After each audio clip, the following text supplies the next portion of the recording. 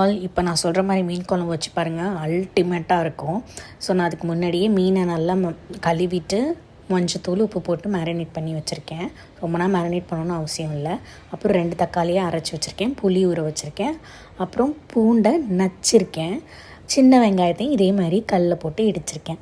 அப்புறம் மிக்சியில் தேங்காய், கொஞ்சமாக மல்லித்தூள், கொஞ்சம் மிளகாத்தூள் போட்டு அரைச்சி வச்சுருக்கேன். இப்போ ஒரு எண்ணெய் சட்டியில் கொஞ்சமாக வெந்தயம் போட்டுக்கோங்க, கொஞ்சம் ஜீரகம் போட்டுக்கோங்க. உங்களுக்கு ஜீரகம் ஒரு வெந்தயம் கொஞ்சம் ஒரு மாதிரி கசக்கிற மாதிரி இருக்கும், அது உங்களுக்கு பிடிக்காது அந்த மாதிரி அப்படின்னா நீங்கள் அப்போ சோம்பு ஆட் பண்ணிக்கலாம், இல்லைன்னா சோம்பு வேண்டாம். அதுக்கப்புறம் இந்த தட்டி வச்ச வெங்காயம், பூண்டு, கருவேப்பிலை இதை போட்டு வதக்குங்க. வதக்கும் போதே ஒரு வாசனை வரும் பாருங்கள், அல்டிமேட் வாசனைங்க அது. அதுக்கப்புறம் அது நல்லா கண்ணாடி பதம் வந்துடுமா. இப்போ நம்ம 2 தக்காளி பழம் அரைச்சி வச்சுருக்கோமா, அதை அப்படியே ஊற்றிடுங்க.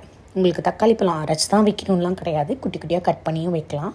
இப்போ நம்ம அரைச்சி வச்ச தேங்காய் பேஸ்ட்டு இந்த நேரத்தில் நீங்கள் காரமும் உப்பும் பார்த்து போட்டுக்கோங்க.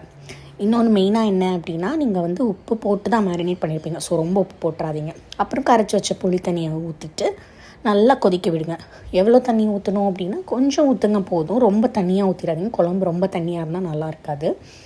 அண்டு நான் எப்பொழுதுமே என்ன பண்ணுவேன்னா, அடுத்த நாள் சாப்பிட போகிறேன்னா மொதல் நாள் நைட் பண்ணி வச்சுருவேன், சூப்பராக இருக்கும்.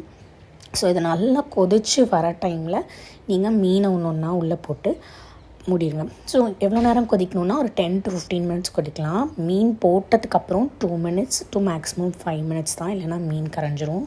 சூப்பராக இருக்கும், சாப்பிட்டு பாருங்கள். பாய்.